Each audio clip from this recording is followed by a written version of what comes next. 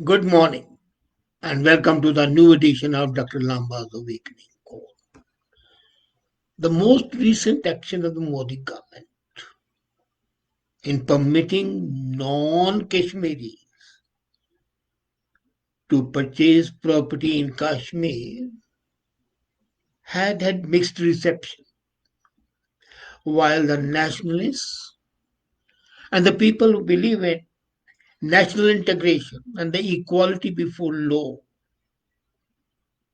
people who believe in the constitution being upheld, rejoiced that this hindrance to the ordinary Indians in buying property in Kashmir has been removed. The others, including communal fanatics, so called liberals, and acolytes of the old system, objected to it, saying thereby that this action of the government is a biased one. Maybe it is. But is it wrong and is it unconstitutional? These are the questions that have to be faced and answered.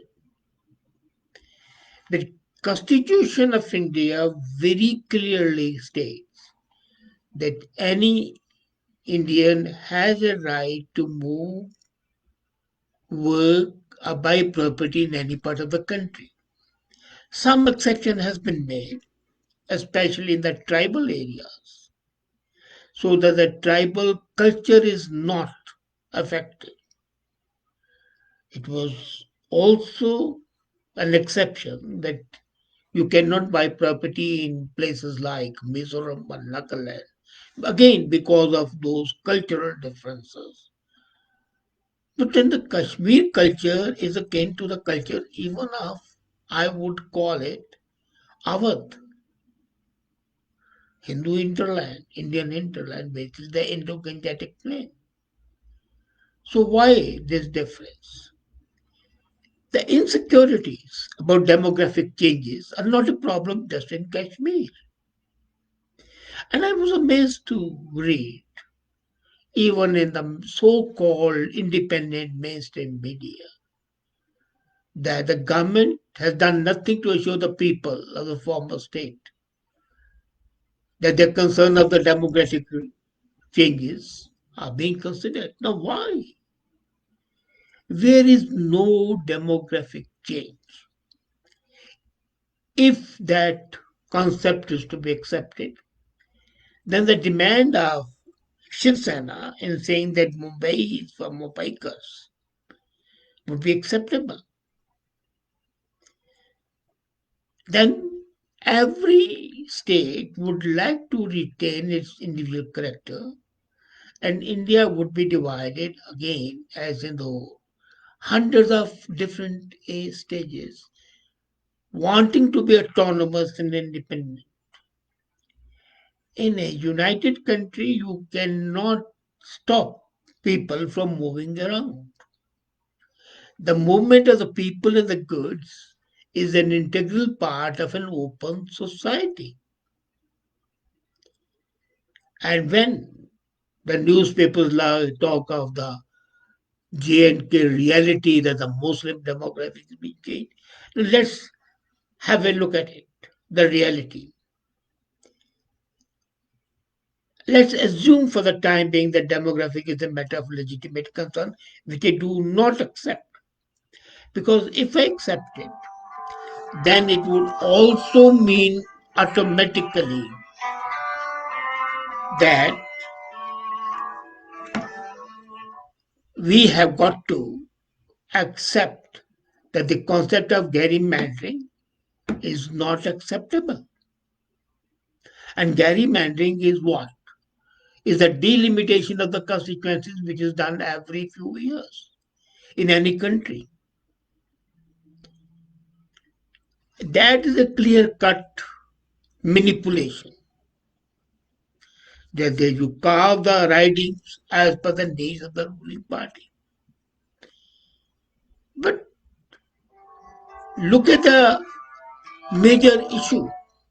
It's undeniable that the picture gets more complex. But that's not correct. Look at the mainstream discourse. This democracy of Jammu and Kashmir cannot be differentiated.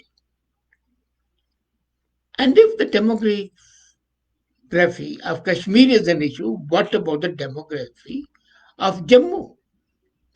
In Jammu, for example, in 1981, in Kashmir, the population of the Muslims was 94.96%. And it continues to be same today. It's not much. It's a difference of just 2%. It's 94. Instead of 94.96%, it's 92%.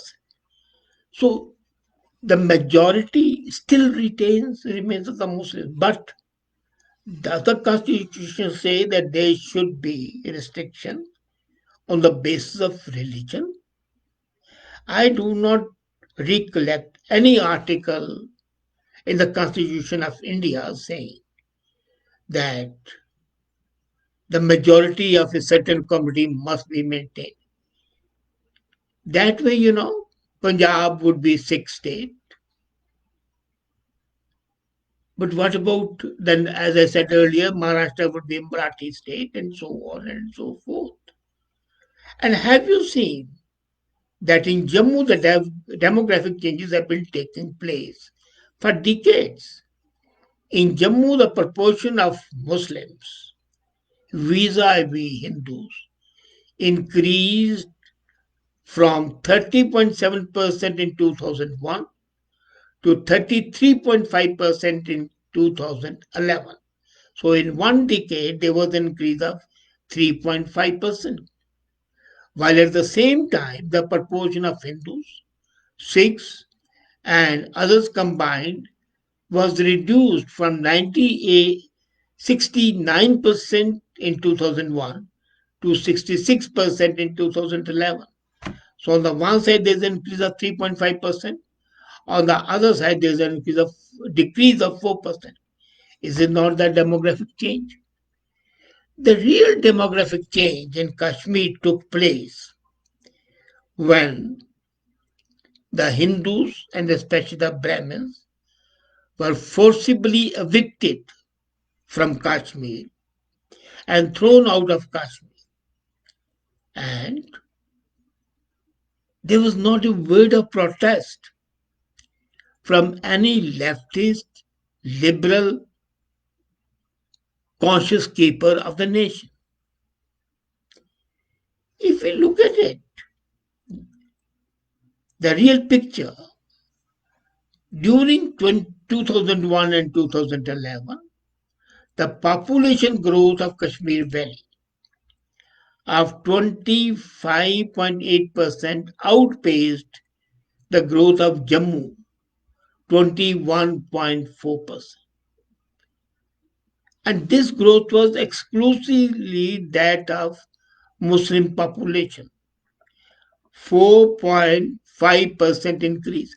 Now, I'm no opponent of the Muslim population.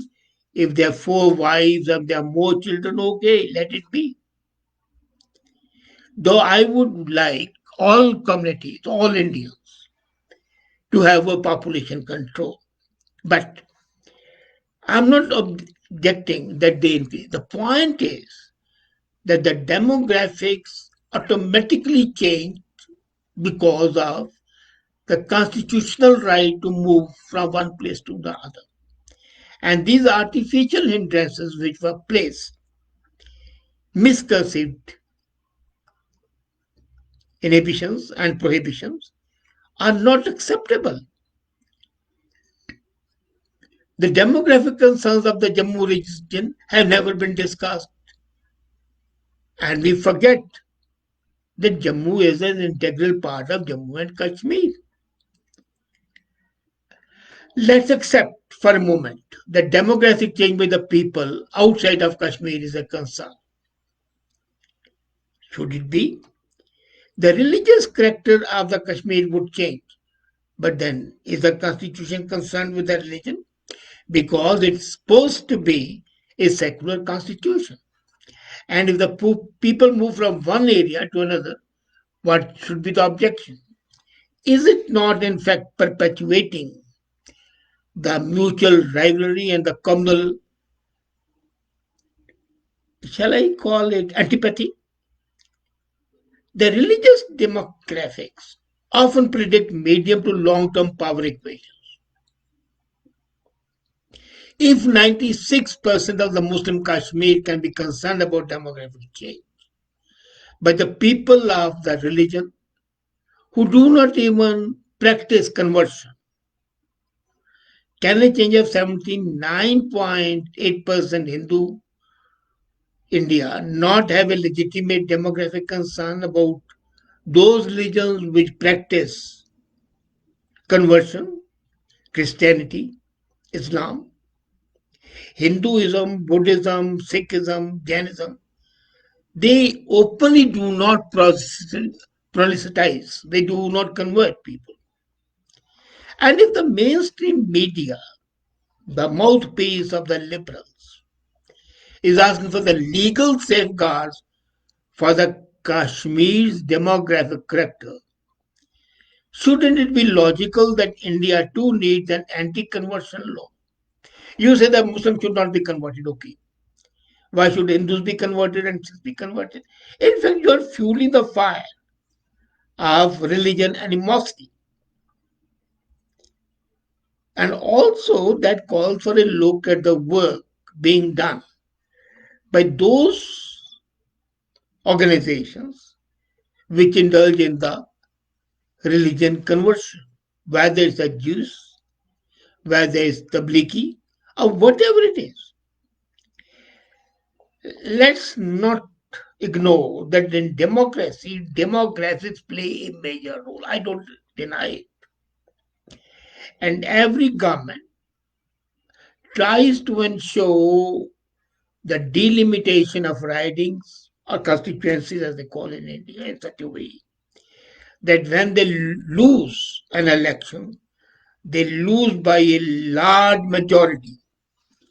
And when they win by a small minority. Most of the people don't understand it. But by winning by a small majority and losing by a big majority, you are ensuring the wastage of those votes of the opposition, of the other group. But then, as I said, democratic aggression is a reality in all parts of the world, especially in countries like Pakistan and Bangladesh. How many people of Hinduism or Sikhism are there in Pakistan or in Bangladesh today? Let's not deny the fallout of democratic realities can be disastrous, provided they are as a result of the communal warfare. But if adhering to the secular principles and the constitutional right to move about in a country are accepted, and then one thing more, the government has very clearly stated that the agricultural land will not be allowed to be purchased by the non-residents. It's only the urban property that can be purchased. So the government is taking a position which is akin to what is already happening in other states of similar nature, like Himachal Pradesh. A non-Himachali cannot purchase agricultural land. So government has protected the interest of the farmers, of the growers. But the urban property, and then what it would result in? A, it would result in more investment going there. Now the people had stopped building, for example, hotels. They could not purchase the property, so then why should they build the hotels? Taj Group had a plan to build 8 hotels in Kashmir, and they did not build a single one because government did not permit them to build hotels. Now, when the government permits them to build hotels, they can purchase land and build hotels. How much the tourist flow would be there, and how much earning of the state would be there, and the state would become richer. People would get more employment. Not only hotels, but the industries would be set up now. Industry always wants to purchase land and set up the factory because you don't want to do it on a rental property, on a leased property. There's always a danger of the continuity of being broken. So there'll be more development, more industrialization, more factories will be built, more employment will be given. As a matter of fact, the Muslim population would gain because they will get preference being locals. All industry wants to hire local people instead of getting people from outside at different levels. So this would increase the employment opportunities. This would increase the earning of the people and the raise the standards of life. And then, if that plea is to be accepted of the leftists, then what's wrong with NRC? Assam was practically flooded by the people from Bangladesh. And they didn't want their character, the Asmi character, which is tribal essentially, and which is protected under the constitution, to be destroyed. But the same people who are today objecting to removal of the restriction in Kashmir want the open approach in Kashmir, in Assam. Why this contradiction? So, so the changing power equation should ensure that any action which aims at building the unity of the country without infringing the rights of the people, without destroying the constitutional rights, should be something that's welcome rather than being derided. That's the way the country would really become homogeneous and be able to stand in the comity of nations. Thank you.